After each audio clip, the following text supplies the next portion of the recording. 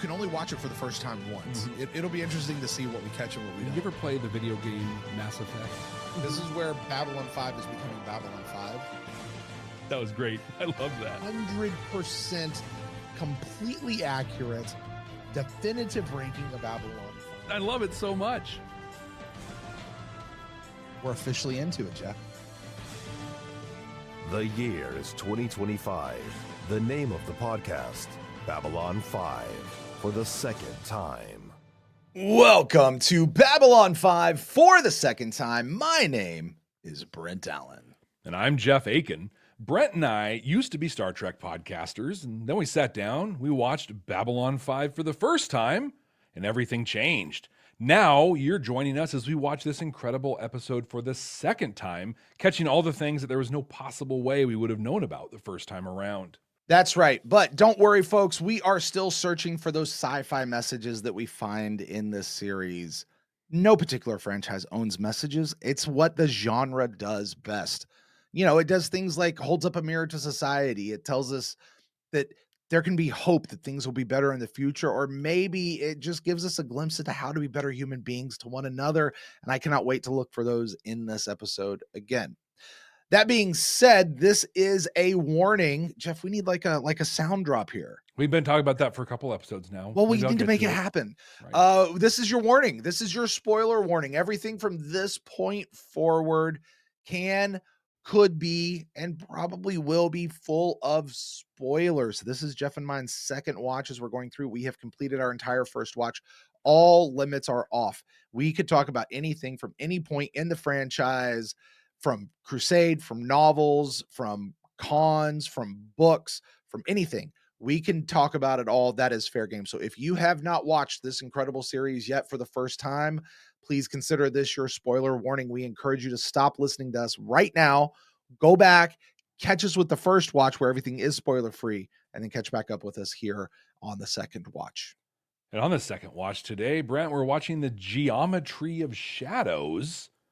Do you happen to remember what you thought of this one? I do. I remember thinking, meh. Yeah, like I knew at some point, like the shadows were going to be something, like just kind of the title, right? Like that we knew the season was the coming of shadows, and this is the geometry of shadows. I didn't know what the shadows were, even at this point, but I knew they were going to be something. And I really expected this to answer that question. It did not answer this question at all. I remember feeling that the Technomage thing was super cool, but ultimately it turned into a big old bag of nothing until we got to Crusade, and that was awesome. Yeah. You know, like I loved that in Crusade, but I remember feeling through the course of the season, or at least through the first part of this episode, the first watch of this, nothing significant happened. Now that said, Jeff, this is not my second watch of this episode. Okay, No, and this was because before we had decided how everything was going to happen, like things were still in flux. This was still early in our run, you know. When we got towards the end of season 2, I actually rewatched this episode through new lies because Londo had made his turn by that point, and people were like, "You got to foreshadow all the stuff that Londo's going to do." And I'm like, "Yeah, but I don't know foreshadowing yet because I haven't got there."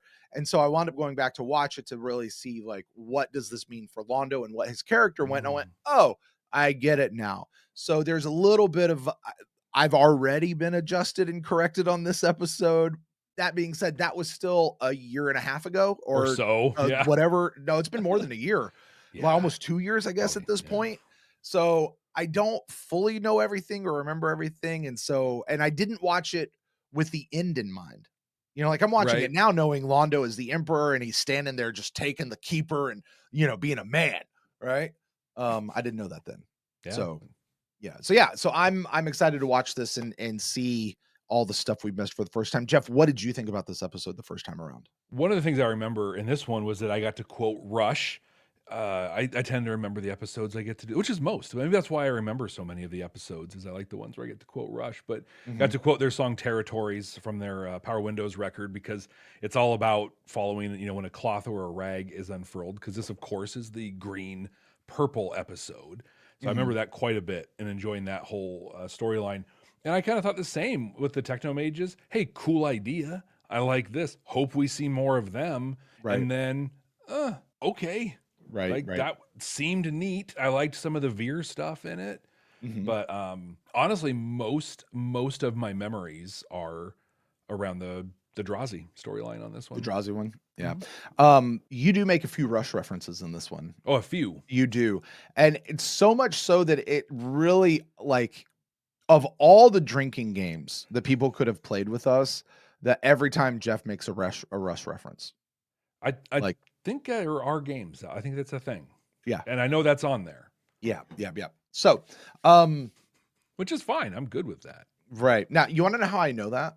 How Because I went back and listened to our last episode, our first watch of the whole thing. Would you like to know some of the stuff you said or we said? I'm a little nervous, but yeah. It's so good. There's some fun stuff. We loved Veer in this episode. Okay. And we just kind of flippantly said, you know what could happen one day? No. Veer could be emperor. What? We sure did. Look at us. We sure did. We loved Michael and Sarah for the first. Also, we had no clue about the historic nature of the name Elric. Correct. And we kind of put our foots in our mouths and just sort of let our rear ends hang out there. Really? Like it was not okay. But yeah, we were just like, but we had no clue. We were innocent. We were innocent. That innocence has been lost. And we now know better. Like we do. And it's honestly, it's a really cool name. It is. What we actually said was it was probably like JMS's own personal D&D name. Yeah, is where we posited that it's still, even knowing everything about it, it's still a D&D name. Like, I would use it, to be 100%. Honest with you. Yeah. So it's something else. I said this was a weird episode, man. A weird episode. And I really just didn't even understand what happened in it.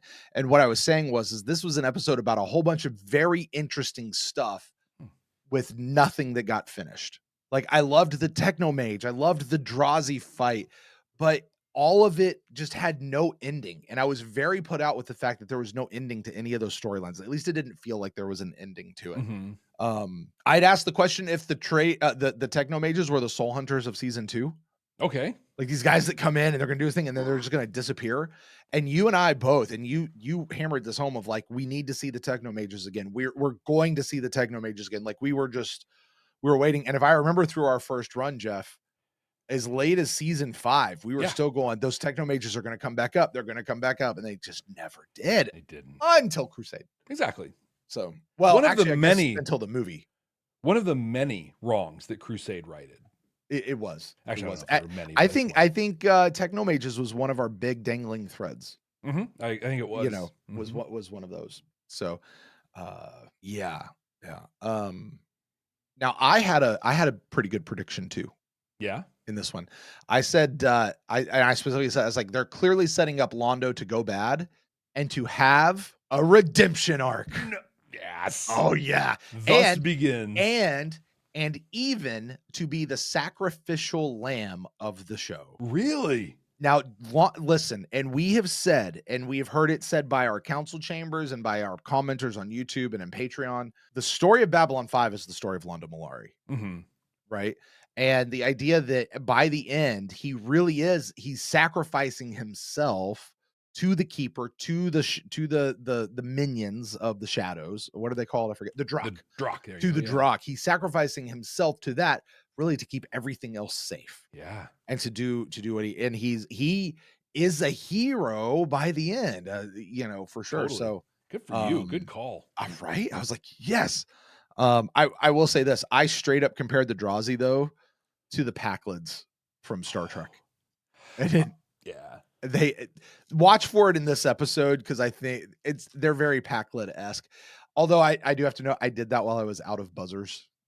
Oh, that's I'd already used my buzzers, and you tended to use yours and then use mine, and then ask if you could use mine after you used mine. Did I really? Yeah, that sounds like something I do. Jeff, you had said that now understand, we first did this episode in 2022, 2023. I think 22 probably, maybe Okay. early 23. You said this whole jal'Zha thing is basically what the 2024 US presidential election was going to look like. I'm not sure that you were wrong. There you go. There you go. I mean, look how people just pick the leader. Look how people like on both sides. It's like, hey, you got a scarf. Right? How about this one? Right. Sorry. You complained, No, Jeff. not me. You complained.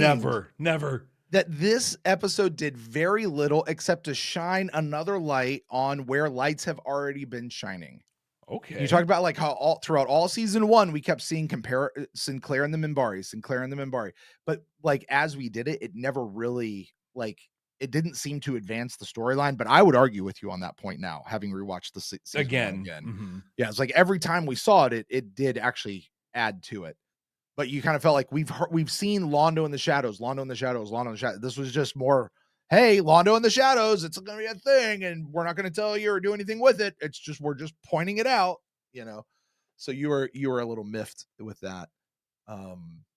You had another prediction that you hit too, which I thought was really good. Yeah. You said that when Londo goes bad, Veer is going to be the next ambassador. Oh wow, okay. Yeah. So there you go.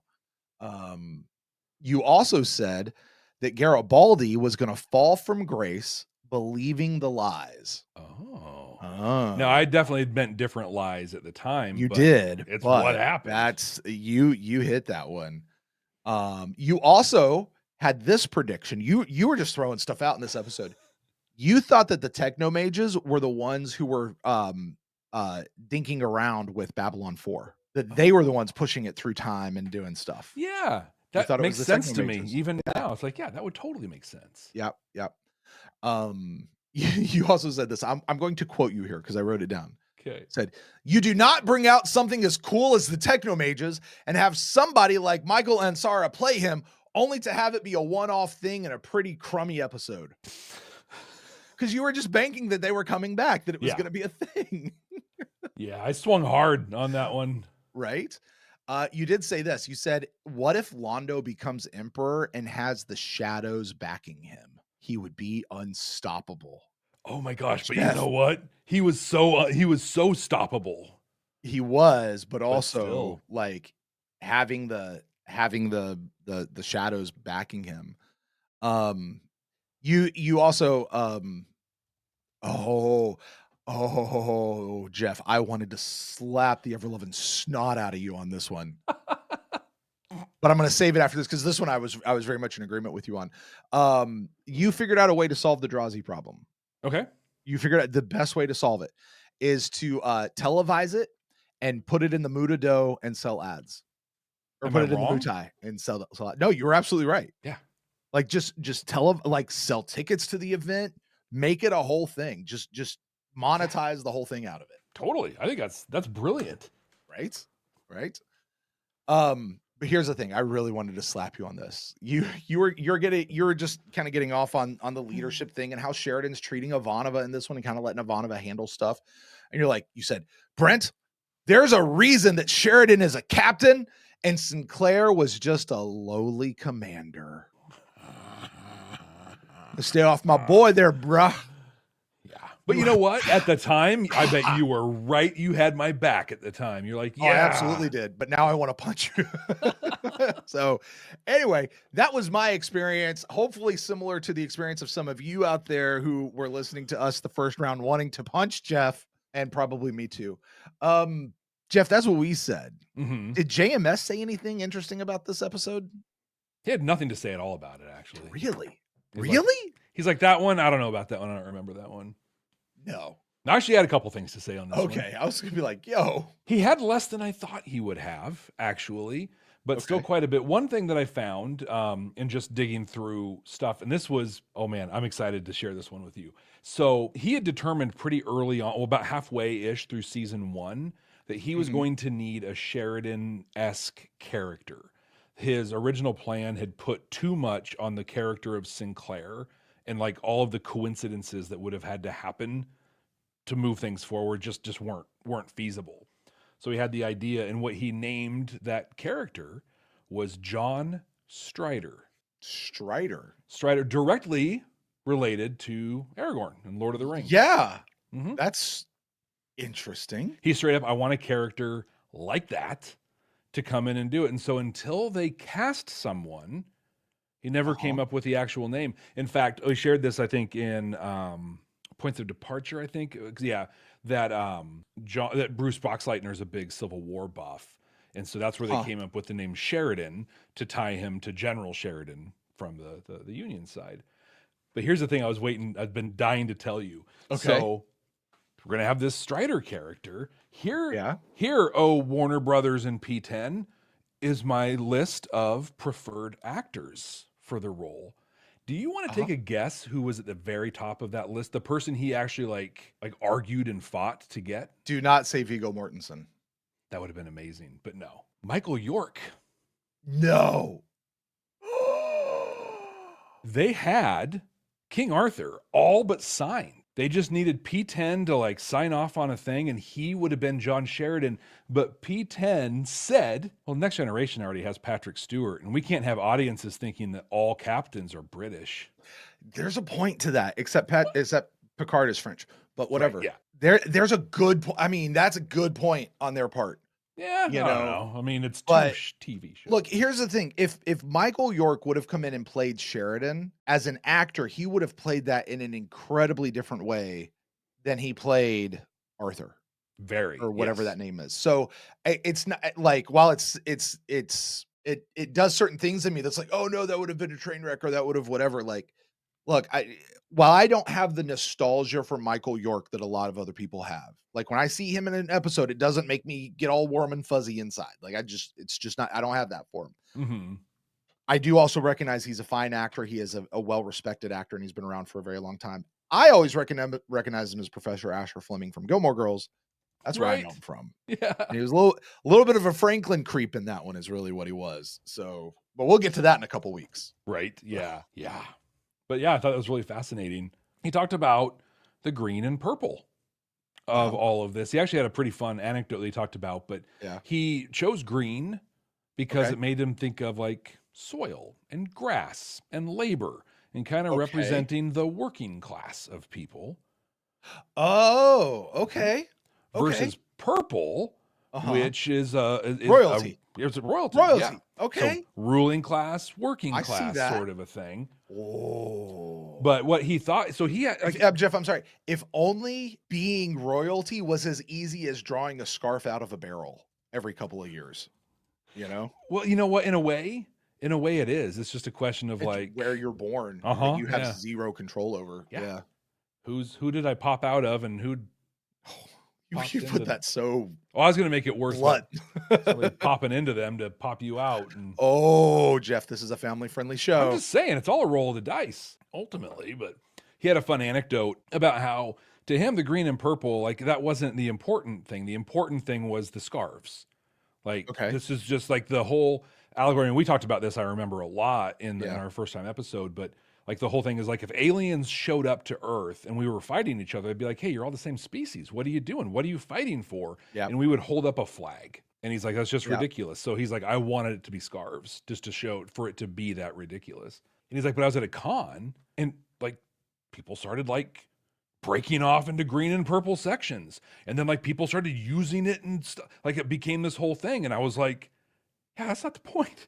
And in fact, I was thinking about it. His whole thing was like wanting to tell the story, and the colors weren't the thing. And he's like, all of you coming together to represent a color and defend that color actually means you've completely missed the point of the message I'm trying to convey here.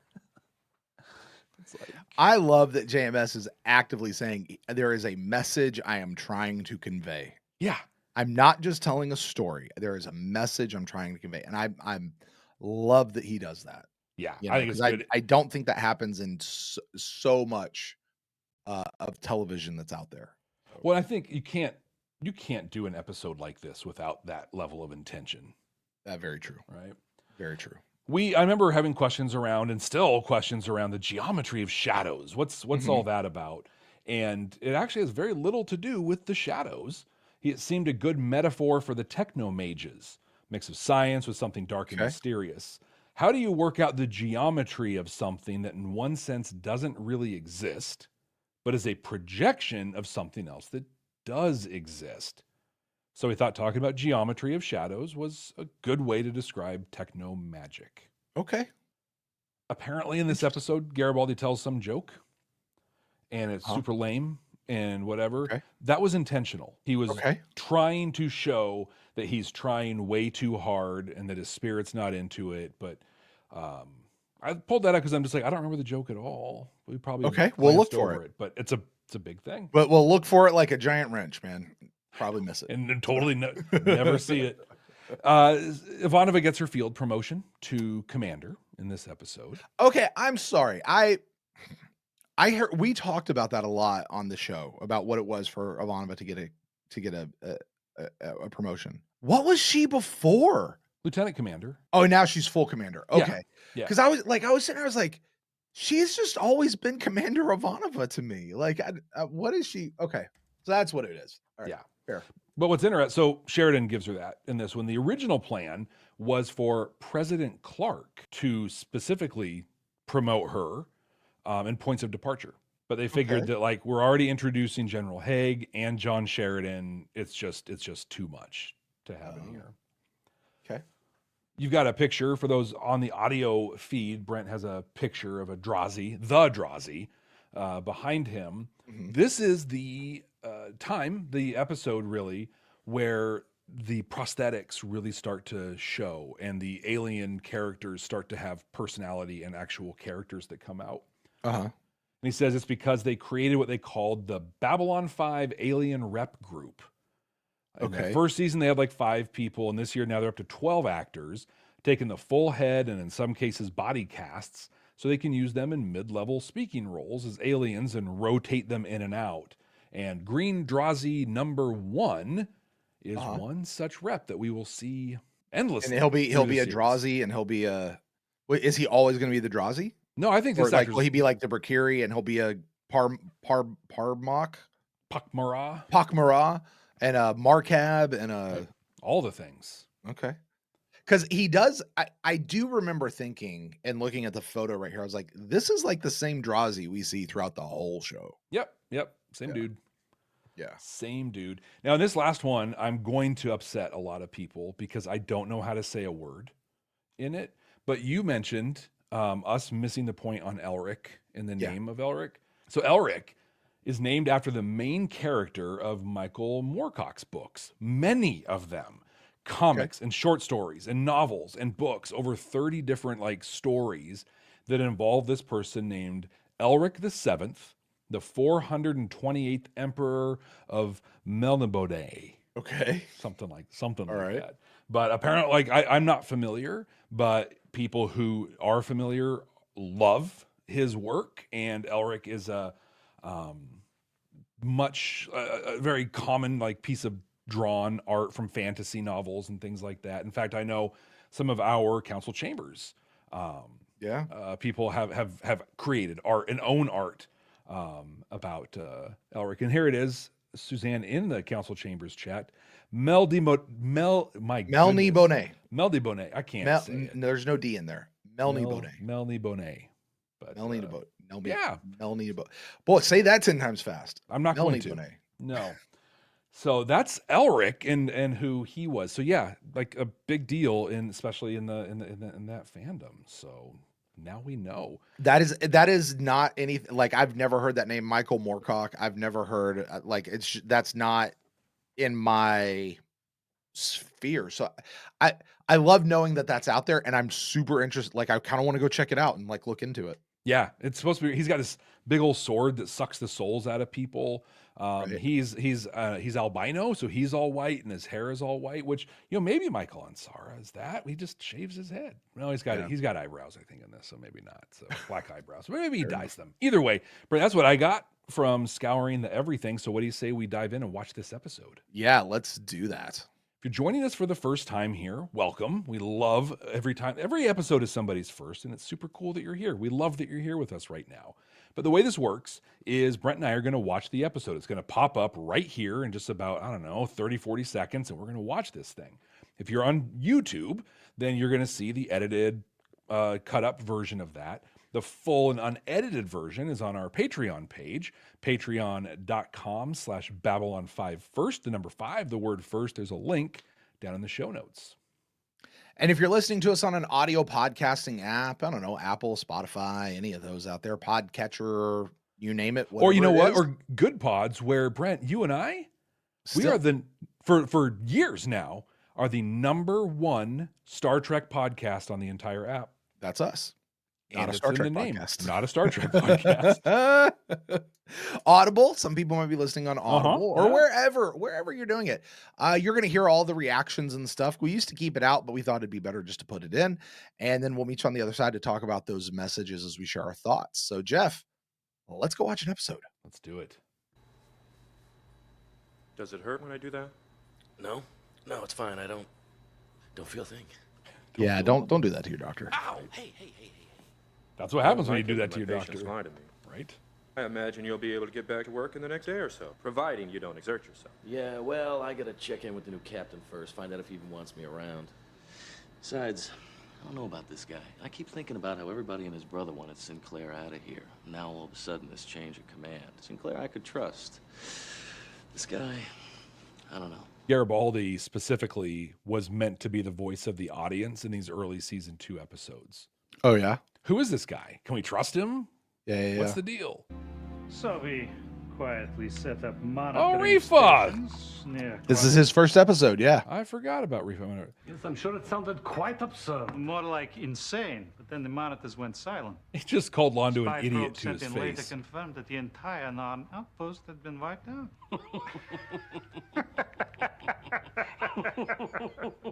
Very well. Rifa here was introduced directly so that we didn't think Londo was just evil Centauri. Okay. He was brought in to be like, no, this is evil Centauri. There's a whole range beyond him. We need more people like you, Malari. Forward. It's a good question. You can be trusted. So real quick before they go into this, because this next conversation is pretty important. One of the questions you and I had through the first season was, what is the hair thing? Mm-hmm. Like, is it just a part of their like bone makeup, or is there something like the height of the hair or the shape of the hair? Does that have any implication as far as social status or different things like that? And this was the episode where we were like, we're seeing him style it, so they do it this way on purpose. This was the episode where we realized that. So, well, in the script with Rifa and his character notes specifically said, don't go overboard with the hair. Because apparently, like in Signs and Portents, dude had big hair. he did, yeah. And he was afraid like makeup was going to like this whole status thing was just going to get way out of control. So they're like, let's start. Because Veer's hair is actually bigger now than it was when we first saw him. So, he's looking. Veer is looking a little more aged. Like when we first met him, he kind of looked like a teenager. Totally. Remember him playing the video game? Yeah, straight out of a frat house. Yeah, he really was. Like he's still kind of a goob. I say that with all love and respect for Veer and Steven first. Like, I love the character, but that's why I love him, is because he's a goob and I'm a goob. So there I are one. But he does look a little more mature. Man, you see, look at that evil side eye. I love the loyalty that this guy has for Londo through the entire show. Well, to Londo and the Centauri, right? Because like he's going to stand up for Londo forever, but he'll roll over on Londo for the Centauri. And he'll roll over on Londo and the Centauri for what's right. For what's right, yeah. Like he will. But in doing so, he's still loyal to Londo and to and to his people. Like, The Emperor is old, sick, and frightened. The recent death of his son, there's no clear line of succession. When the time comes, my associates and I intend to fill that vacuum. It will not be easy. Interesting that he says my associates. It's a very Morden thing. Resistance may require force. Is it Morden? Can we count on your support? Or no? I don't. It's What not. you're asking No. could be considered treason. Or the first step in restoring our people to their rightful place in the galaxy, depending on who writes the history books. Terrorist or rebel. I think it will be us. What do you think? I think that we have a great deal of work ahead of us. That's Londo right there. Like, we've seen Londo through the Born to the Purple, and I wear a mask and I have no power, and I forgot how to dance and my shoes are too tight. Like we've seen the real Londo. Mm-hmm. And then we see Londo get pulled into the glare of I could be emperor. I could like his own glory. And that really is his downfall, is he's unable to shake that piece. He's very comfortable in his mask. Right.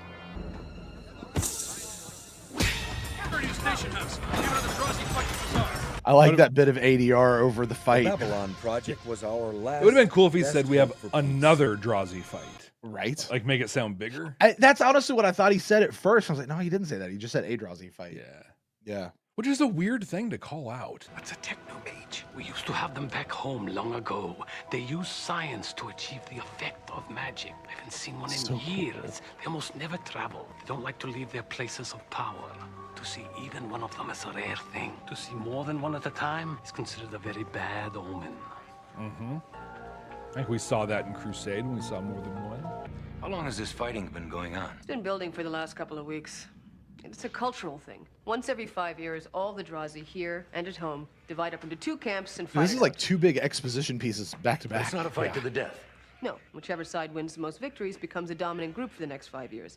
When it starts all over again. Actually, the timing of this may work out to be a good thing. I have decided that it is time for you to start learning the fine art of diplomacy. You could handle the low-priority conflicts would help me to focus on the other problems. Also, Besides, I don't want to added deal with this. responsibility So. comes with any promotion. I know it's annoying and inconvenient, but... Did you say promotion? Yes, would you like some juice? It's fresh from the hydroponic garden. I told him to leave the pulp in. It's like, yeah. Yeah, are you a pulp guy? Don't you think? I can do pulp. I'm a pulp guy. I Yeah. prefer pulp in mine. Yeah. I pushed through the paperwork the day after I got here. Thank you. Now your first job will be to find a peaceful solution to the I also Drazi love how he problem. does the management thing if you'll of, excuse me, hey, here's a really tough have to pay a thing, visit to someone. and it's an opportunity for you. Right. The currents that we think are the one that's going to make us stronger, they're the ones that are going to destroy us. And the ones that we think are going to destroy us, they're the ones that are going to make us stronger. Now, the other current... So amazing. So amazing. Yes. I'm going to let you write that down You and know, talk about that, because that's somewhat. great. Why? I was thinking about what Rifa said before he left. They're looking for a sign back home. Before our first emperor took the throne of the Centauri Republic, he consulted 3 technomages who gave him their blessing. They want me to help restore the Republic? No, I will consult them. It will have considerable influence back home. Go to them. Arrange it. I'll be in my quarters. Londo, Go figure it I really out. don't think I want to do this. Londo?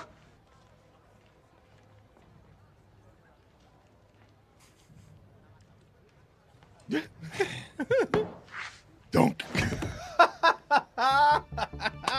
Londo, he took 2 drinks and fell out, man. But that is such a cool scene, knowing what happens after, spoiler alert, he kills Cartagia and he hits the bottle. Oh, yeah. And it's like, looking at it this way, it's literally like here, it's like, hey, I cannot hold my liquor. Mm-hmm. All the way over. This next scene is a big deal scene, and I love the way that we all know what it is, but it's never just outright and said what it is. It's very realistic. Yeah. And we'll laugh again, though. Maybe it'd just be easier on everybody if I resigned and moved on. Probably. That was quick. The universe doesn't give you any points for doing things that are easy. Mm-hmm. You know, I don't know if I've ever talked about this on this show, but I distinctly remember I had a moment at one point early on in my career, I guess, as a parent, right? And I remember I was just sort of standing in my bathroom and just like, man, maybe it would just be better if I left, because I'm gonna screw this kid up. Really? I do not have what it takes to make this happen. And I'm gonna be a bad influence on this kid. I'm gonna this is all not gonna go well. And maybe before I screw him up, I should just let him go. Now I had that thought for about 13 and a half seconds. Yeah. You know, and then I was like, are you dumb? Do you know how much more damage you would do by just leaving your kid? Like it's your presence as a parent. Like it's your presence that really, you just got to show up. You win if you just show up. Right. But to what Garibaldi was just saying here, maybe it's better if I just move on. Maybe it's better. Like I kind of remember being in that spot for a little bit, and I've certainly been in that spot with other things that were less important than, parenting my child, But that's a real spot I think so many people can relate to. Like, maybe it's just time to move on, you know? But I love Sheridan's response, not only to the thing he was holding, but also to what he was just saying. The universe doesn't give you points for taking what's easy. Yeah. You know, we all got to choose between what's right and what's easy. What I love specifically about what Sheridan did here is he told Garibaldi he was right. Yeah. I should probably just leave. Yeah, you probably should. Because what that does is it immediately just sucks the wind. Like, Garibaldi has no argument anymore. Yes, you're right. You should go. Also, let's do the hard thing. I'm down for doing the hard thing. Now you can't go back and tell me how you're not good at this because I already agreed with you. Right. It's an incredible negotiating tactic. And just being a human to one another.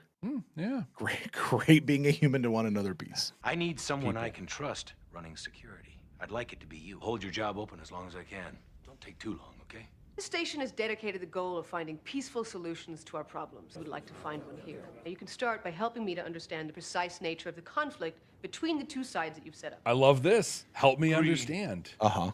Purple. Green. Now, I understand that there are two factions, but what is your point of contention? Purple. I'm ready for it too. Purple. Green. Pack-led. Yes, but who gets to wear the purple sash and who gets to wear the green sash? I mean, is it based on income or caste or rank? Or... We put green and purple in great barrel, equal to numbers of Drazi. Then we reach in, we take. They just have like extra sashes hanging out. Well, now there are two. The two fight until there are one. Okay, so in other words, would you two please step forward for a minute, please? See that look they just gave each other? Right. So what you're trying to tell me? I mean, and this if makeup I is take this not as purple good as the sash other dude. off of him and put it onto him. Oh. That this one thing alone is enough to start? Dude, but that one guy was wearing green and purple. Yeah. So that moment right there, Jeff. Hello? I don't know if you remember this. We talked about this at some point. That whole thing where she got crushed by those people was added in because Claudia actually injured her leg. She did. He wrote it into the story. She was in her garden chasing a bird. That's how the story goes. Uh-huh. And fell, as you do. Yeah, as that happens. Wrote it into the story. I'm here on behalf of Ambassador Malari, and I need to speak to someone who is in charge.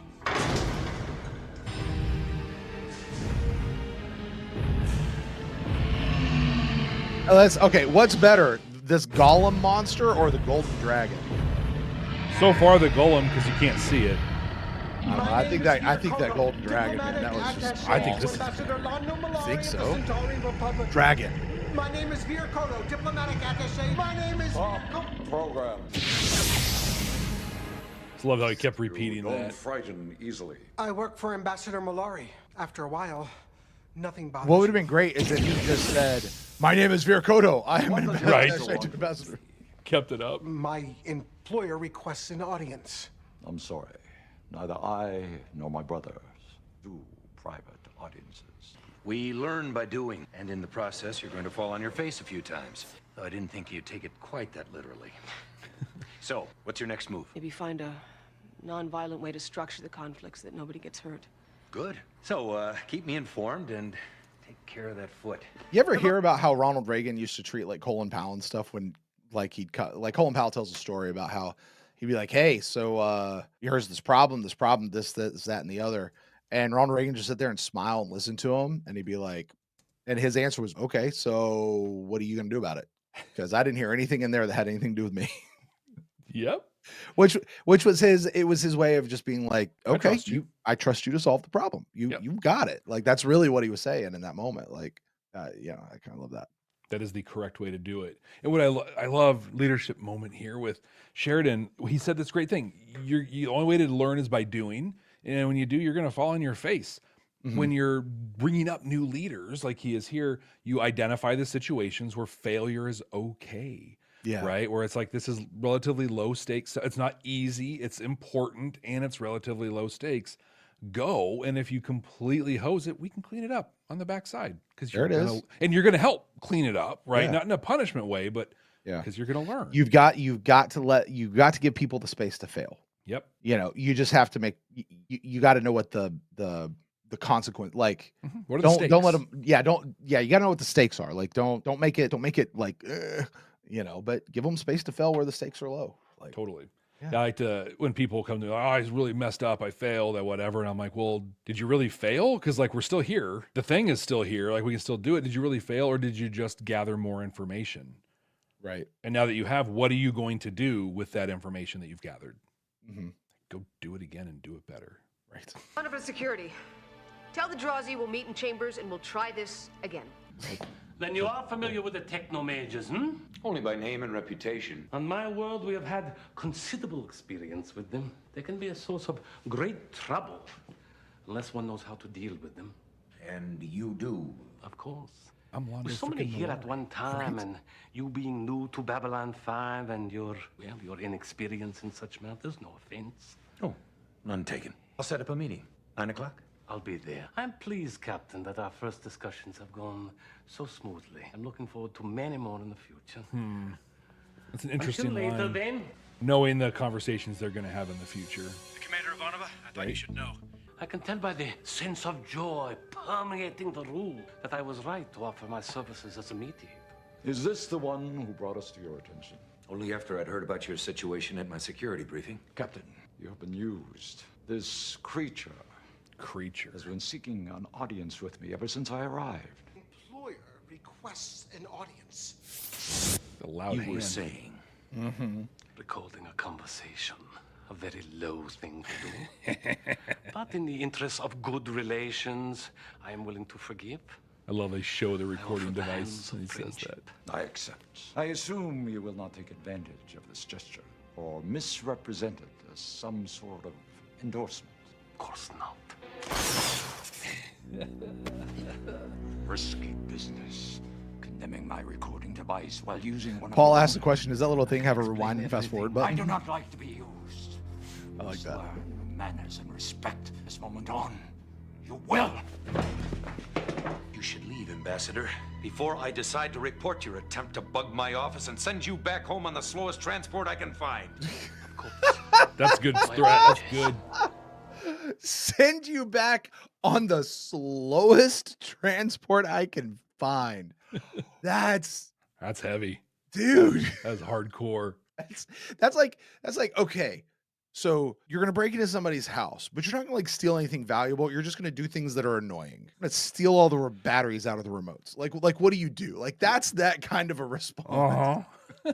We are dreamers, shapers, singers, and makers. And we know many things. Such as... That's your opening monologue right there to their show. 14 words to make someone fall in love with you forever. How to rediscover dreams when the world has stolen them from you. That is why we are going away, to preserve that knowledge.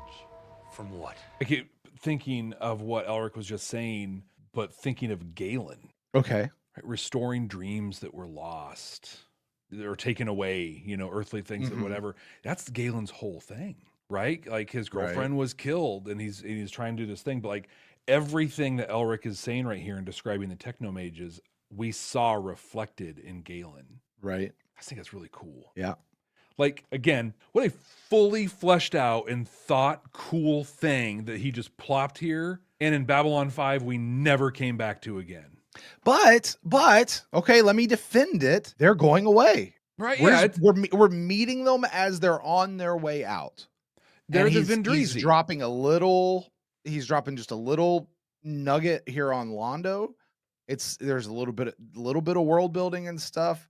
Although I will still say, this was one of those things when we went back in time, we told JMS he should do it this way, and he insisted on his way. He can be a little stubborn sometimes, as he does. That. That what should have happened is like Jinxo and the Techno Mage and like these kind of one-off dudes, like Infection Dude, like superpowered Infection Dude, not like regular Infection Dude. I'm talking about like superpowered Infection Dude. Like these guys all come in at the end in like an Avengers Endgame style, like all just to help with the big fight at the end. Turns out the fight was more just a leave, and they said okay. Yeah, all right. So whatever. We're catching them on their journey. But in time. I was going to say, in context of what's happening in the greater story, it makes absolute sense why we never see them again until Galen turns up, and we shouldn't have seen him. But Turns out he was the outcast. And although, what if we got Galen in Babylon 5? That wouldn't and have had worked. him there. And we saw that it wouldn't really work in whatever movie that was with him and Sheridan. Called Arms. Called Arms. Look at you. Yeah, right. From what? But no, okay. There is a storm Pause. coming, a black and terrible Okay. storm. Sorry. To recover dreams that the world has stolen away, we can do that. But we're going away to preserve that knowledge. The question is not what are you running from? The question is to what end? Yeah. Like, what are you holding and what is it that you're going to do with that? But who are you doing it for at this point? You want to restore dreams that the world has stolen away, but you're going to leave from all the people who would be having those dreams. You know, like, yeah, like I get it. You want to preserve the knowledge and you don't want to be used yourselves and that sort of stuff. But again, to what end? So great. You go save $1 bajillion in the apocalypse. Money doesn't mean anything in the apocalypse. Who cares? Like, okay, you're going to go preserve all this knowledge. Great. But you're going to leave with nobody left there to preserve it for. Who cares? Like, I think that's actually the thing is they're leaving because they know that the galaxy is hosed. They're like, these people aren't ready for what's coming and they're not going to make it. So let's get out of here so that when the Vorlons and the Shadows leave again or whatever, we can come back in and help rebuild everything with the people that are left over. They're hedging their bets. I also think about them in terms of the Vendrizi, right? Hold on. Wasn't that the name of the steward, the guy who was like emperor between the emperor and Londo? I forget his name. That wasn't Vendrizi. No, Vendrizi were the exogenesis aliens. Okay. So with them, their whole thing is like they were benevolent and cool to people. It's almost as if someone was dying, and the only way to save them was to implant them with like a symbiote that would bolster up their immune system long enough for them to live. But in this case, they're actually trading most of their life, but they're conscious for stuff. But would the symbiote willingly leave once that happened, or like would they just sort of stay and take over? I think in this case they could willingly leave, but some of them probably stayed and took over. All right, Vendrizi. Wasn't that the name of Wallace Shawn's character in Princess Bride? It might be. I don't know. Okay. Delenn points out that it's Verini. Verini is the name I'm thinking. That's the emperor. Yeah. Verini. Well, not emperor. He's the regent. What was the name? The regent. That's it. I was thinking steward. Like same idea. Okay. Yeah. Regent. But yeah. So the Vendrizi, they basically accumulate knowledge. They've got tens and tens of thousands of art and culture and knowledge and science and all of these things that they're just going around soaking up and then they're disappearing. And we were just all like, where the heck did they go? What the heck? That's dumb. Well, they probably went to the same place that the technomages went. They all figured we were done. This Shadow War will be the last. And so we got to come back and help rebuild. We would not have our knowledge lost or used to ill purpose. From this place, we will launch ourselves into the stars. With luck, we'll never see our kind again in your lifetime. They really talk about going I know beyond the you rim have your here, orders, or at least implying it. Because what we get in Crusade is, no, they just went into hiding. They didn't leave. They just went into hiding. I can only ask you to trust us.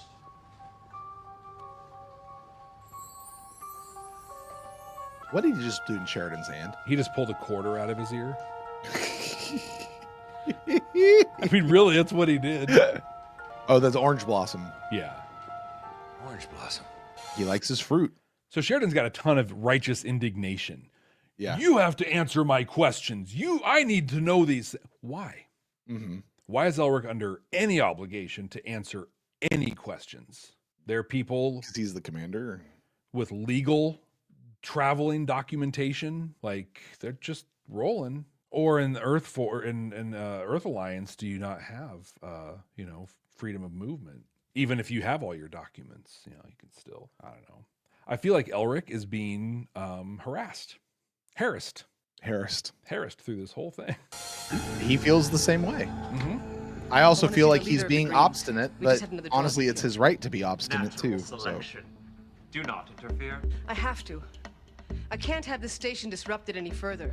This has to stop, and it has to stop now. I have solution to our problem. Go on. You tell Purple Drazi to gather in Brown 29, not used by others, will not be disturbed. Talk peace talk. Find solution. If you tell, they will trust. All right, then what? Why do they think that? When all Purple Drazi in one. See, I don't think his plan's going to work anyway. Because Ivanova, like they don't have. Well, have no his whole thing's like, bring them here and talk peace and all of this stuff, and they're gonna come. Why do you think the purple are gonna come talk peace with Ivanova? There's no evidence of that. Yeah, that's a good point. One place, open hatch to space, flush oxygen, vacuum. Purple Drazi cannot breathe. All purple Drazi die. Station is quiet again. No more fighting. Problem solved. Drazi win. You win. Everybody win. I don't believe this. Hacklets. You're talking about the cold-blooded slaughter of almost 2,000 Drazi. Don't you understand? These are your own people. No, purple. Ah, it's your purple. You will help? Purple. No. Purple. Great shame. We already sent word to Purple to come. Use your name. You will stay here until we are done. Now we finish this our way. Did he just gank that thing off her hand? He sure did. I thought, weren't those things like molecularly bonded? I don't feel like they shouldn't be that easy to take off. Especially somebody else. It should be you taking it. Yeah, although it would rip your skin if they didn't. What's going on? What's the commotion? We've got an uplink from Commander Ivanova. We got to clear out Brown 29 for some big Drazi meeting. Well, howdy do, sir. I'm looking for the lady of the house, assuming you're not the lady of the house. Oh yeah, those are cool. Anyway. Assuming you're not the lady of the to house. make your life easier, cleaner, Oh, this is the and joke. all around happier. Yes, Something sir. right The here. Acme Handy Dandy Micro Helper, right here in this box. So trust me, okay? Trust me, bro. In fact, if there's anybody in here who needs a little help, just say the word and I'm here. There it is. I wonder what taking a punch through prosthetics feels like. That can't be good. I don't want to find out. I'm just curious. It's gonna be weird. Cycle is Drazi year. 1 Drazi year equal 1.2 human years. Can you keep Purple Drazi prisoner that long, Eartha? This is our way. You could do nothing. But don't you understand? This is insane. It doesn't make any sense to go around killing each other over a piece of cloth. So great. Brent, do you remember one of the very first conversations you and I ever had around cultures and respecting cultures? It was on Beam Me Up. It's that long ago. I can guess what the content of it was, but I don't remember the conversation specifically. No. So I asked the question, is every culture worth honoring? Okay. Because we talk about that, right? We have to honor and respect people's culture. And so here we are. This is our way. This is our culture. We're not hurting anyone else. Except they are. Are they?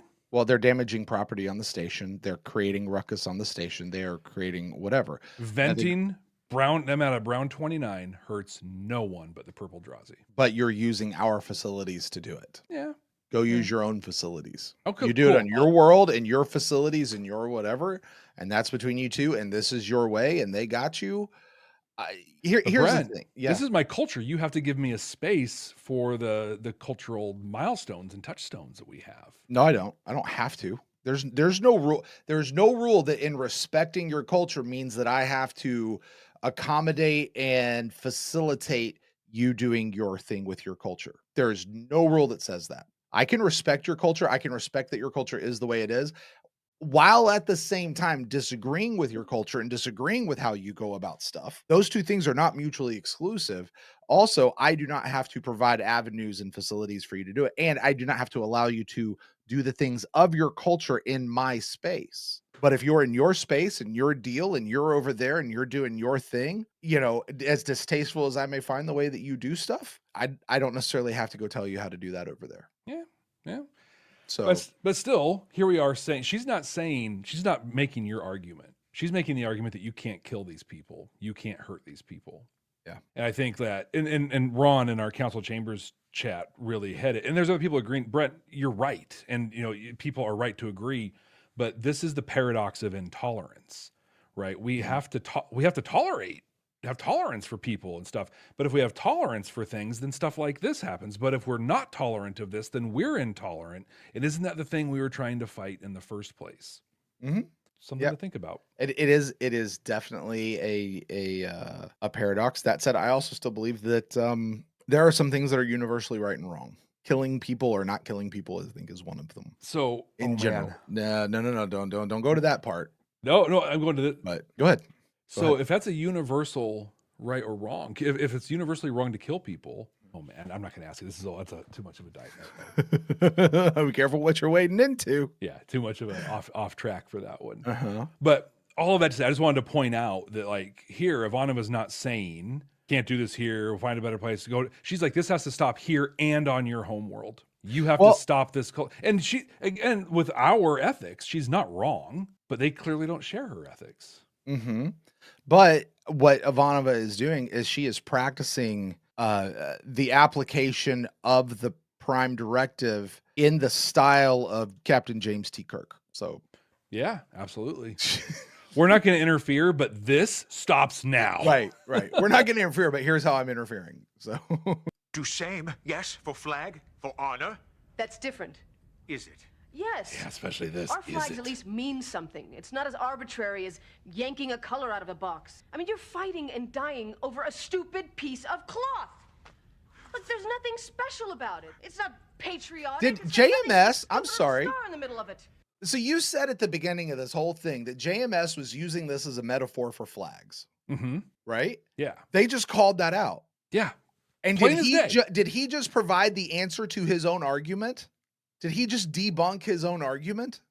Yeah, but our flags mean something. Oh, I don't think so. Meaning behind them. You just have a stupid piece of cloth. No, I think because this continues. This doesn't end with us feeling good about our flags and that it's a big thing. Like, this turns into, it's just a cloth or a rag. That's all we're dealing with. What? What's wrong? Who takes green is green, follows green leader. Who takes cloth for green leader is green leader. Greens follow green leader. Wait a minute. You're saying this because I'm holding this right now? Take it back. I'm green leader? But I'm human. You know what's interesting here? Oh, I love this line. But yeah, what's really interesting here is there is something within their culture. Okay, and there's something within the Drazi culture that when you're green and you follow the green leader, right? There is something that prevents the rest of the green from taking the cloth of the green leader because they follow the green leader. So when Ivanova just reaches up and yanks this cloth, off this Drazi's neck, he's like, but we follow the leader. I mean, if that's all it takes, then what's to prevent any Drazi from yanking the cloth off anybody else's neck? Right? Yeah, I could do a better job than you. Yeah. But that's not their culture. Their culture, no, we follow, that's our leader. We follow that person. That person drew the thing. We don't, why would we ever take that? That's theirs. That's their, she just yoinks it and immediately you're now the leader. Just like that. And the dude who just lost his cloth doesn't even question it. What I do love, and if you could take this watermark down and show, I want you to look at the Drazi just to the left of this man. Totally. He is eyeballing this dude like, also, you're nothing right now. I'm trying to decide if I should kill you and attack you or what. Yeah. What do I do? You're nothing. And what is this guy? He has no cloth. What is he now? Yeah. If you're neither, what are you? Third party voter throwing it away. Older than contact with other races. Did not mention aliens. Rules change. Green leader says, you're all coming with us down to the quartermaster's office. I'm sure there'll be some dye hanging around. Those of you not spending the next 2 months in the brig for assaulting an Earth Alliance officer are going to look absolutely gorgeous in purple. Stunning. Should have said stunning. Perhaps my enthusiasm for a personal meeting was excessive. I apologize! It's like the magic words. Right? I'm now, pleased to see that you are here's the thing. We know there's this whole conversation coming up with Elric and Londo here in just a moment, and that's a major foreshadowing event. That is a big foreshadowing moment. Right there. It really is. Sympathetic and understanding group. And Ben points out, Ben, good call. Yeah. Good call. Ben points out in the long night of Londo Mollari, he says he's never apologized for anything. False. Yeah, right here. And Nia brings it up also. Yeah. Oh, good call, Ben. Yeah, that's really good. Because he didn't mean it here. No. He did it. It counts. I wanted to thank you for your amusing little gift. Corin is Babylon 5's It took me 2 hours to repair the damage to my corpse. And I don't think the smell will go away for days. I like the smile on his face. Does this torment end when you leave? Or am I going to have to spend the rest of my life paying for one little mistake? Afraid you're going to have to spend the rest of your life paying for your mistakes. Not this one, of course. It's trivial. I have withdrawn the spell, but there will be others. What are you talking about? You are touched by darkness, Ambassador. Oh, I believe it was an endorsement you wanted. A word or two, a picture. signature to send to the folks back home, confirming that you have a destiny before you. Yes, it was just a thought, nothing more. We'll take this for what little it will profit you. Notice As the I look music at you, change? Ambassador Mallory, I see a great hand reaching out of the stars. The hand is your hand, and I hear sounds. The sounds of billions of people calling your name. My followers? Your victims. Oh, and he just pieces out. Oh my God. That's something else. Yeah. Now, in, I don't know, 22 episodes or so, we're going to catch, Ivanova is going to be out seeking the first ones. Like her and Marcus are out doing the thing, right? And we're going to see a hand coming out of a cloud doing a thing. I've always thought that hand was what he was referring to here. But what he said was, that hand is your hand. And so now in my head, I'm kind of going, is it possible that those two things still match up? And that hand, as a first one, was actually Londo's hand, and there's some bigger metaphysical thing that we don't know that has something, or are those just two completely separate hands? I feel like the idea of a hand comes up a couple of times. We get it in the vision, and I think it's an acts of sacrifice with Sheridan. It comes up, and so I think it's all a metaphor, and none of it actually connects to anything that ever actually happens. Right. And Ben points out Ivanova doesn't see the hand, it's Londo in a dream as a metaphor. Okay, fine. I missed the details on it. So maybe it is still the hand. That is his hand. Yeah. The Technomages is requesting permission to leave. What do I tell them? Do you have all the Technomages? Check that first. Part of me says we'll not see their like again. Dang right. Part of me that still believes in magic says don't be so sure.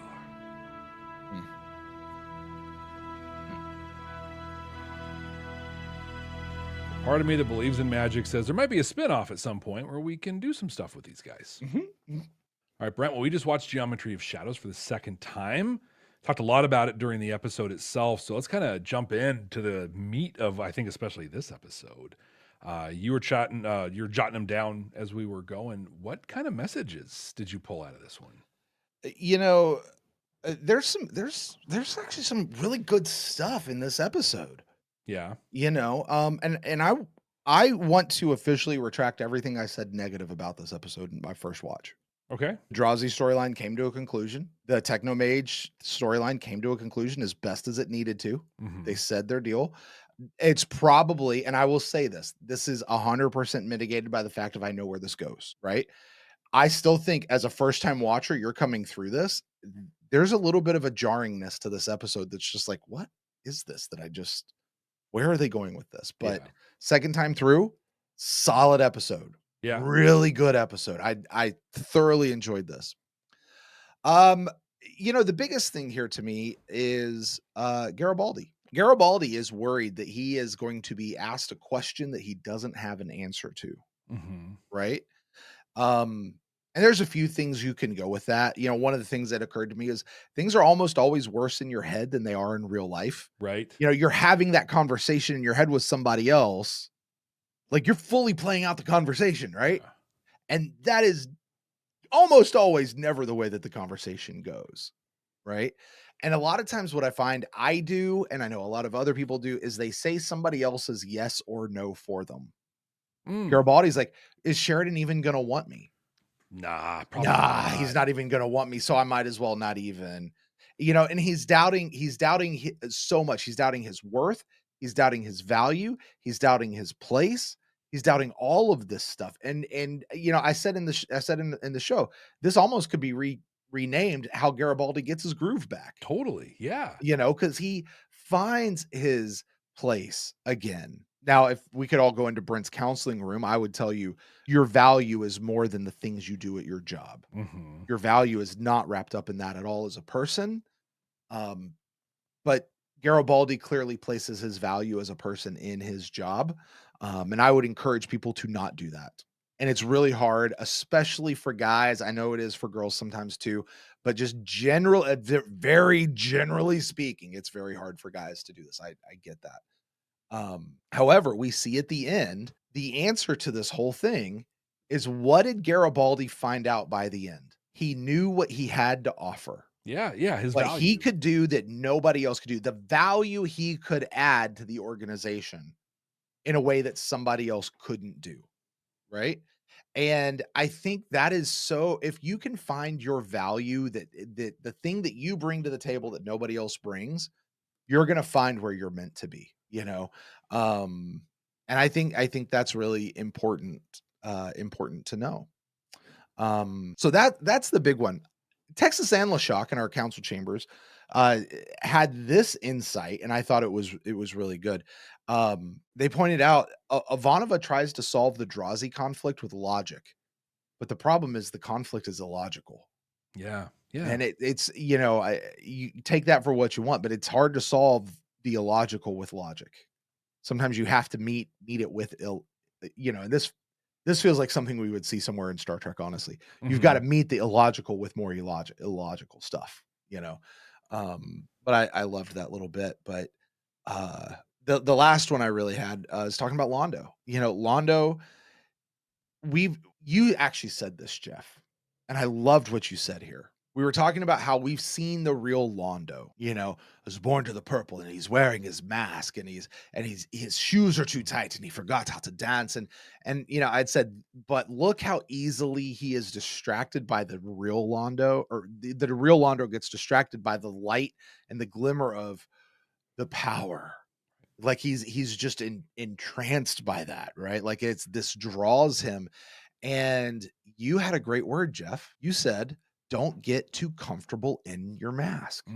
Londo is comfortable in his mask. He's comfortable wearing his mask. Don't get comfortable in your mask. Be uncomfortable. Do what it takes to stay. When you know that that's a mask, when you know that that is a falsehood, that you're placing your value in something that is not valuable, don't be comfortable in that mask. Yeah. You know what I mean? Get rid of that. Do the work that it takes to stay uncomfortable. And the thing is it can be really, really hard. You know? And this one, just on a personal level, recent events that have to do with someone who is very close to me. No one should ever have to spend their lifetime paying for one little mistake. Right. Yeah. Yeah. Paying for one little mistake that frankly is even above your head. You know what I mean? Like, it just, don't impugn people. Like, nobody should ever have to do that. There should always be grace. There should always be a path for redemption. Always. Right. And I know what I said and I stand by it. There should always be a path for redemption. Yep. I agree. How about you, Jeff? You got anything? Like you had mentioned that it's not easy to live, stay uncomfortable and stay out of your mask. Well, I loved this one. We talked about it during the episode, so I won't go into it a lot, but the universe doesn't give you any points for doing things that are easy. Say it. I mean, it was all in the episode. I love, we have this little string of episodes that are coming up where we talk about the universe and how it interacts with us. And one of the lines that I didn't capture all of it because Veer was just going off. Like this is a core belief system for him he's been holding on to. But, the universe is made of currents and eddies. He goes on and says, the currents that we have to fight look like the currents that we have to embrace. The ones that we think will destroy us are actually the ones that'll make us stronger. And he went on with a couple more and with more words, and he kind of really got rolling. But it really is about, I mean, like we can use that mask example. That mask looks like something I should embrace. Like I get power when I do that in a better page. Yeah, it's a thing I should actually be fighting. And it looks like it's going to make me stronger, but no. I mean, Londo's mask truly destroys him. What masks are we wearing, right? Yeah. But the one, and again, we also talked about it, is we learned the true magic words. It's not the 14 words that make you fall in love. It's not the 7 words that make someone go without pain. It's 2 words. I apologize. I saw the magic in this time, and Londo didn't even mean it when he said them, and they still had magic. Like imagine if he had meant it. Yeah, and so people were talking about that in our council chambers. An apology said under duress is not really an apology, and yes, and I think there's more to have that conversation as well that is beyond the scope of this particular deal. But I love what you just said there, Jeff. Even when you don't mean it, there's still magic in the words. There's some magic there. There's just magic there. There really is. Sometimes that magic can be evil magic and blow up in your face and be horrible, right? Yeah. Like we've talked about before. Hey, I'm really sorry that you feel that way. Oh, no. Yeah. I apologize that you caught me doing that. Right. That's no good, but that's not it. Well, Jeff, those are some of the new messages we caught coming out of the show. Good. I think this was a good episode. Now that's me. That's my opinion. You know, I'm looking, we do this thing as we go through where we create the 100%, the completely accurate and definitive ranking of season 2 of Babylon 5, especially here on the second watch through. Jeff, where did we wind up with Geometry of Shadows in the last one? And do I take a guess? It was probably low. It was probably real low. Like, I'm going to say 18 or lower. Oh, wow. No, 15, a little bit better. 15. Okay. Yeah. All right. Where, just out of curiosity, where did Points of Departure and Revelations fit in comparison to that? Were they above or below? So Revelations was 20. So it was below. And then okay. Points of Departure was 12, just above it. So Points of Departure actually was, I mean, in the upper crust there. Like, and then Geometry of Shadow. Geometry of Shadow is still kind of near the top of the bottom half, right?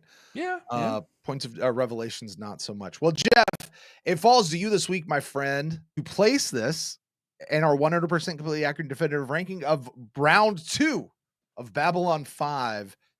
Is this going to split between Points of Departure and Revelations? Is this going to take the new number 1, or is this one going down in your book? I know where it would go for me, but where does it go for you, my friend? It's so interesting because I see these episodes are so different now. You know, there was a time where Geometry of Shadows there was a time, it actually happened, but would easily go above Revelations. Like, that would have been a slam dunk. That is not a slam dunk this time. And so I find myself with all 3 of these episodes looking at them and thinking to myself, which one do I want to watch right now? Like, if I walked out of here and turned one on, which one do I want to watch again? It's not Revelations. Here's the thing, we talked about it. It was a great episode, but that sister stuff, I don't know that I'm ever going to watch that one again. Like, or I'm definitely going to fast forward through a lot of it. Points of Departure, yeah, I'll watch that one again. But it's I don't know. But Geometry of Shadows, I'm 100% going to watch again because Brent, this is our new number 1. This is our new number. That is correct. Yeah. My friend Jeff, you have got the right answer here. Yeah, no, it's good. Here's the thing. I don't know that Geometry of Shadows is going to stay this high in the list. Like, I agree. Like, certainly it's not going to be number 1, but I don't know that it's going to be like in the top 10.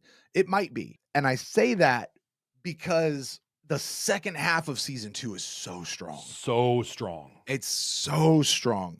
So if I gave it a final prediction, I think it's going to find itself in that maybe I'm going to guess 9 to 13, 14 range. So it's going to drop pretty significantly. It's not going to be that much above where it was last time, but I think that's just a reflection of how strong the second half of the season is going to be. I agree. You know, that said, if this stayed relatively high, like top 5, top 6, top 7, I would not hate that. Like, I quite like this episode a lot coming out of this. It was fun, and it gave you a lot to think about. It was great. Yeah. Well, Jeff, that's going to do it for us here for Geometry of Shadows. We got a not new episode coming up next week, A Distant Star. Jeff, I want you to think about not what you thought about this episode, but go back to when we were just listening to the title and making a prediction. Do you remember what that prediction happened to be? I do. I thought we were going to get what we thought we were going to get in this one and get some of the Shadows backstory. I was hoping maybe a little bit of the Jaquan stuff. Like, I remember like getting really interested in Jaquan and wanting to learn more there, but figured this was pretty much going to be about the Shadows. Do you remember what you predicted? I did. I predicted this to be the literary device of season 2 of The Prophet, the episode of The Prophet. Okay. You know, in literature, there's in classic literature, there always seems to be a prophet who comes in relatively towards the beginning, and they tell the hero, like, here's what you're going to need and here's what you're going to do in order to defeat the bad guy by the end. And I kind of felt like this was going to be that episode. You made fun of me because apparently I've kept talking about a prophet for quite a while. So whatever. But yeah, that was my prediction, was this was going to be that episode where somebody's going to come on the station and tell us what we have to do to win. Cool. Sounds good. I'm excited to find out how it rates for us next week when we watch it right here. Thanks for joining us for this dissection of the proofs and the theorems behind the Geometry of Shadows. It's been great having you here. If you haven't already, please comment down below if there's a mechanism for commenting. rate us, review us, give us the stars, do all those things. That's all super cool. If you're called to serve, if the calling of your heart is to serve, then do us a huge favor and share this show. Like, that means a lot. It tells us that you're, part of the community and that you want more really cool people to be a part of our absolutely incredible community. So with that, I'm going to wrap up. Head out, Hey, Brent. Jeff. Yes. What's up? Hey, so we do this thing here at the end, and last time when I was re-listening to the episode, actually I kind of liked the end. I thought it was really funny. We did this whole like non-stop purple and green thing. Yeah. Purple, green, right? And then we even, like, when we hit the outro music, like we played the outro music, and then afterwards we came back in, and Jeff, it was like a solid minute, if not more, of us just continuing purple, green, purple, green, purple, green, purple. It was one of those like it was funny, and then it stopped being funny, and then it got funny again, and it just kept getting funnier. I'm not sure we should do that this time, though. Like, it's too easy. I don't know. It was funny then. We just can't do it again. Yes, we can. No, we can't. Yes, we can. No, we can't. Yes, we can. No, we can't. Yes, we can. No, we can't. Yes, we can. No, we can't. Yes, we can. No, we can't. Yes. Yes, we can.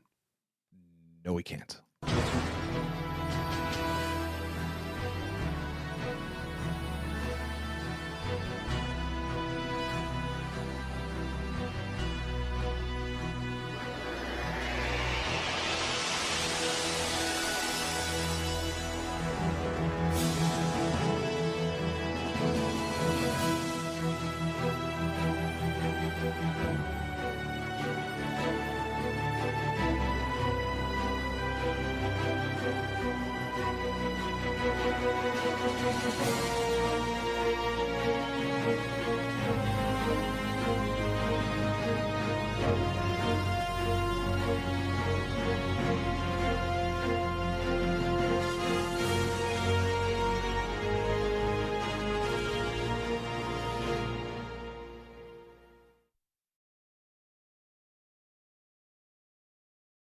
Can. No, we can't. Yes, we can. No, we can't. Yes, we can. No, we can't. Yes, we can. Do you understand the words that are coming out of my mouth? No, we can't. Yes, we can. No, we can't. Sí se puede. I don't know what you said, but no, we can't. Yes, we can. No, we cannot. Yes, we can. No, can't. Yes, we can. Cannot. Can. Cannot. We cannot. Can, infinity. Can. Double infinity. No kickbacks. Can, double infinity plus one. That's such a good bit, man. I remember putting the audio together, and it's fun that you listen to it because we didn't do it for that long in the record. I actually copy pasted. Did you loop it? Yeah. Oh, that's funny. There's one where you do a Zathras thing, and I did the same. I had stretched it out a little further. Zathras. It's pretty great. Zathras. That's funny. So we hit 2 hours again here. We did hit 2 hours again. We did. Now, that being said, so the video, just the episode, just so we know, and this just goes. Welcome to the fan. This is production meeting time. So we took 26 minutes on the upfront.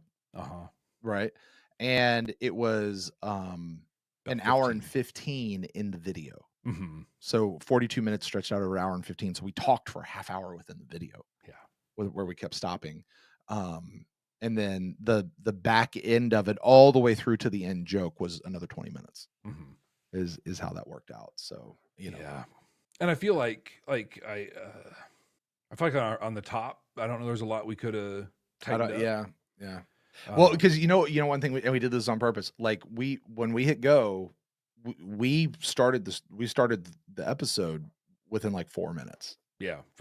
So like it was, sorry we didn't do a whole lot of talking before we hit the go. We tried to do that on purpose. But yeah.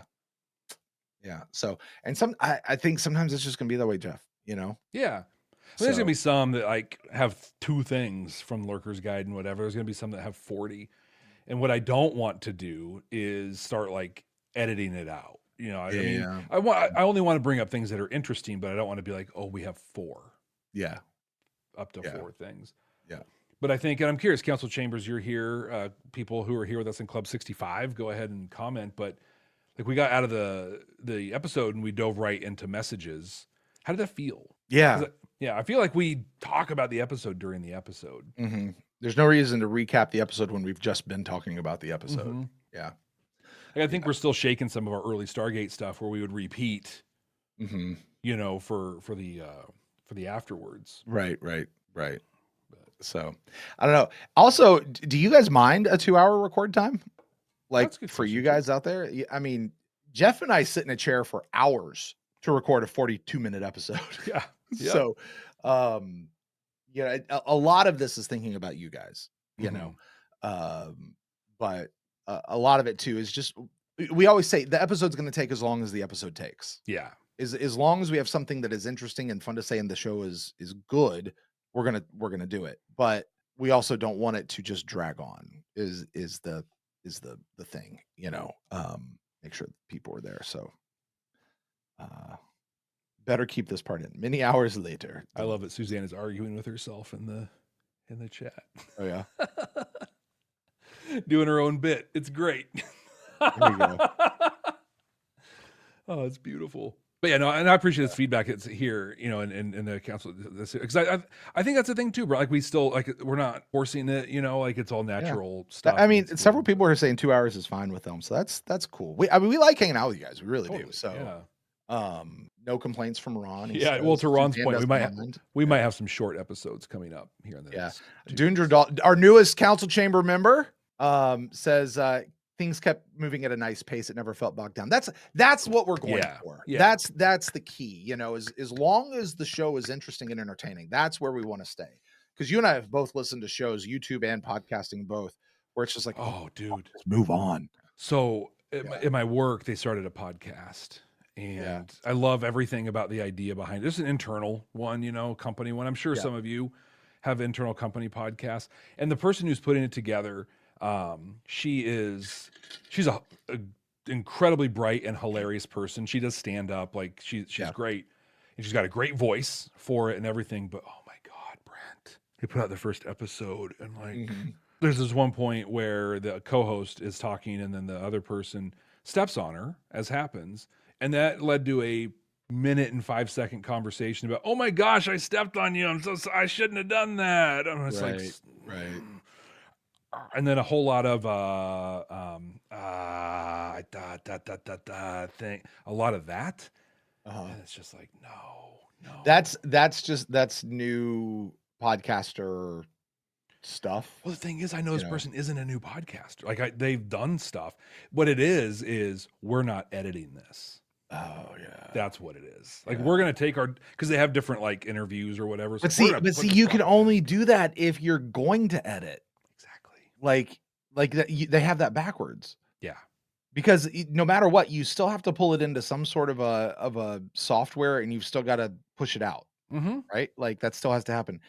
In the middle of that software, every piece of software has a truncate silence button. Exactly. Yeah. Or a kill silence or whatever. They all have it. So shut up. Let the silence be. Say what you got to say, and then just press that button later, and it's good. It's so easy. It's good. So, we went from production meeting to how to do a podcast.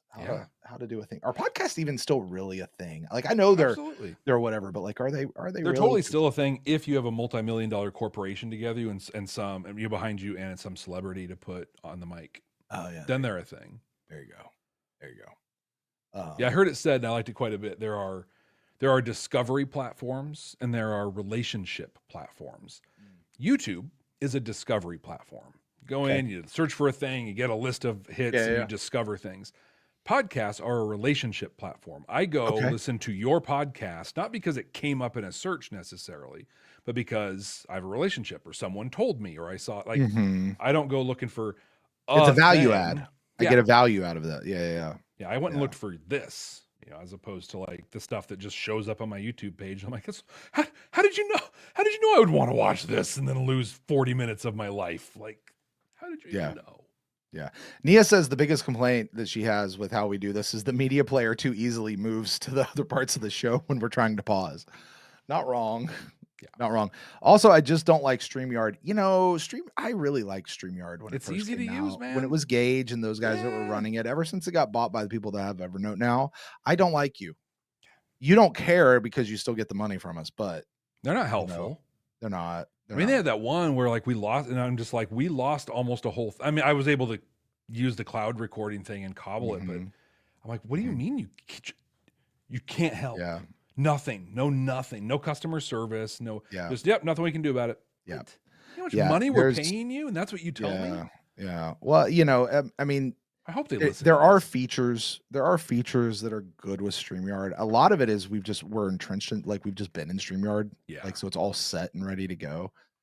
There is Riverside. Riverside's a pretty good platform as I understand it. I've never tried it. Same. Zencaster's one. I'm interested in Zencaster. See, I've never been a Zencaster. I've tried it a few times, and it just doesn't.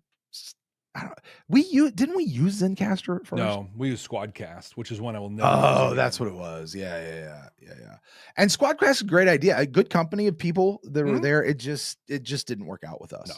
No. You know, I'd have no problems recommending them to folks. You know, it just didn't work for our needs and what we had going on. Well, God, I mean, and even looking back, like now we're watching and listening to some of our old stuff, like in our first season, like the audio drift that there was on things and what, like, it was not good. Yeah.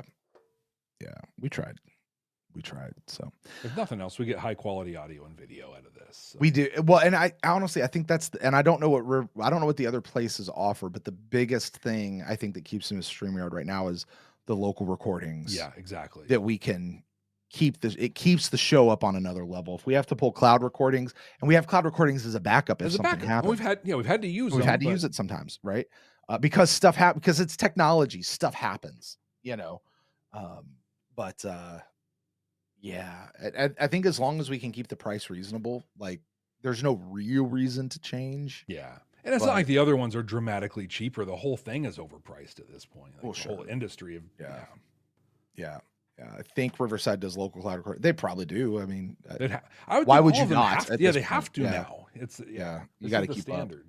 So so it's really just going to be if we can get a significant savings moving to Riverside and the user experience is the same or better, I'd move to Riverside. I don't have a problem with that. Yeah. You know.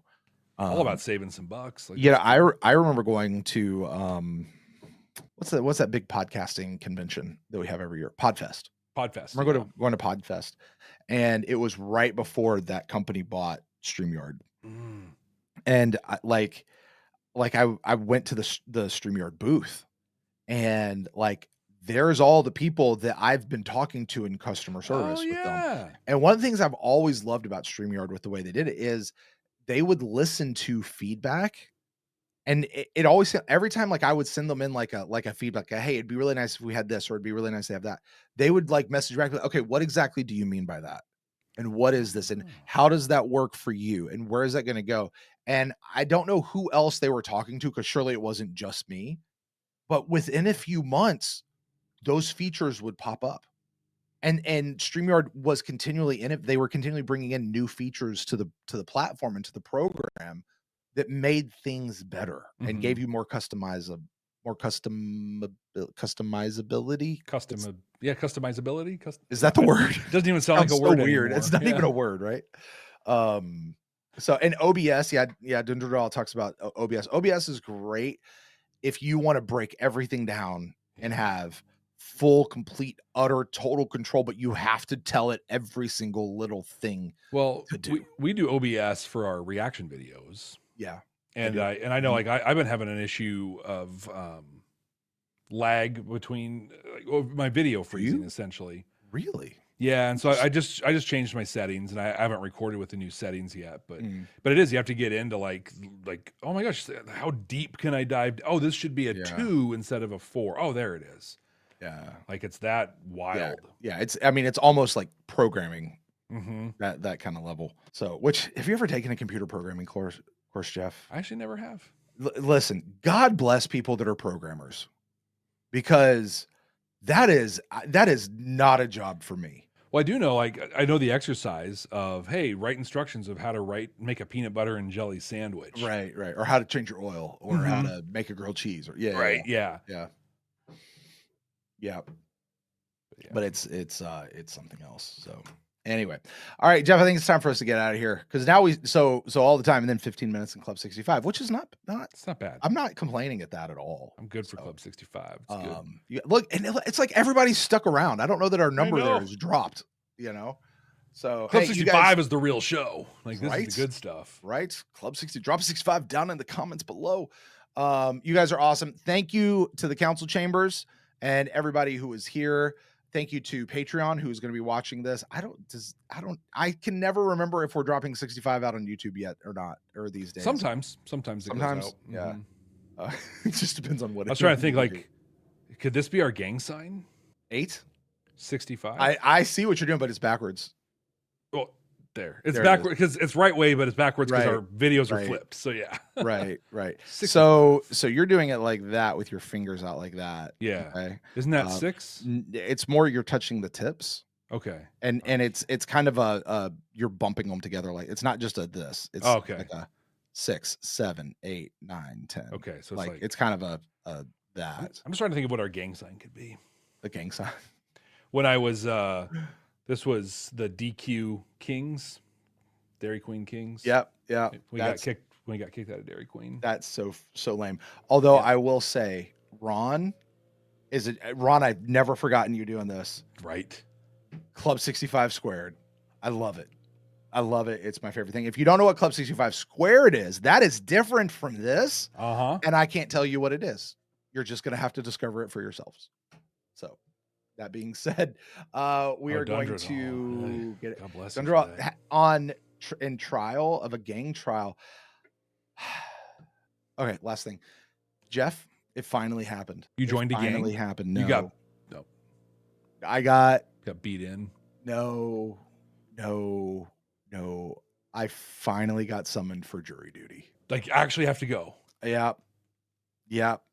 I've lived here for in this particular spot for 8 years now.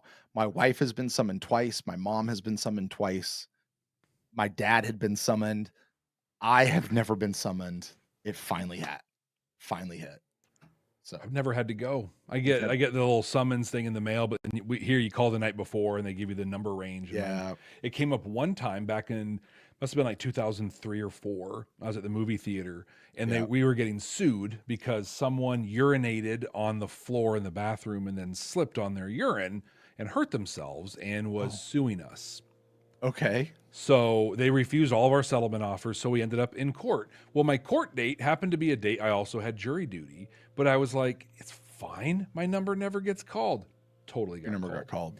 And so I'm sitting there in the courtroom and the judge is like, this is stupid. Just settle. At one point he said, I'm going to leave for half an hour and go do something else. And when I come back here, you better have a solution to this. Cause like, I'm not doing this. And and every time the door opened after he left, I'm like, oh, they're coming to arrest me. Oh my God. And then, I don't know, 10 years later, I end up working in background checks. And one of the things you have to do to like learn you have to run your own criminal record is what you do. And I'm like, oh, here's where I'm going to find out. Yeah, it wasn't there. It was fine. There was no bench warrant, no nothing. For not showing up to jury duty that day? Yeah. No consequence. I live a consequence-free life. Are you telling me I could just not show up and it would be fine? I have one experience, so. I've wanted to be on a jury. Yeah, I'm with Sarah. I want to be on a jury. I've done jury duty one time before. I want to judge people. In Kentucky, right? and I went in and I sat the entire day, and they called us in at the end of the day. Or no, we had to come back the next day. That's what it was. Because in Kentucky you only had to serve one day, not like a week, or you didn't have a phone call. You just had to go. And they went and they called us and they said, everybody's got to come back tomorrow who was left. And we went back in the next day and we're like, and we go back in the next day and the judge like calls us all into her courtroom or whatever. We're all just sort of sitting there. And there was, I don't know, maybe 30 of us at that point, like way too many for a jury. But she's like, hey, listen, I just want to let you know, thank you guys for coming in. We're going to release you guys because you guys came back in. the defendant pled out. Oh, wow. Like when he realized he was really going to have to go on trial. Yeah. So even though you're not going to be sitting on this trial, your presence helped affect the end of this trial. That's really cool. You know, and I was like, yeah, but I still felt cheated because I wanted to. I've never had the experience. You know, I want to get sequestered, like, you know, have them feed me and stuff. Like, I want the whole thing. You want the whole schlemiel. Yeah. This podcast will come to a screeching halt if that happens. So I'll tell you, it's I'm 1st of August. So, you know, here's what I better be out for the Star Trek con. Right? They want to send me to trial. They want to do all that, but I better be out before the Star Trek convention. Like, I have tickets. I've got plans. Yeah. And your $15 a day ain't going to cut it. Nope. So, yeah. All right. Now we should go. Bye, guys.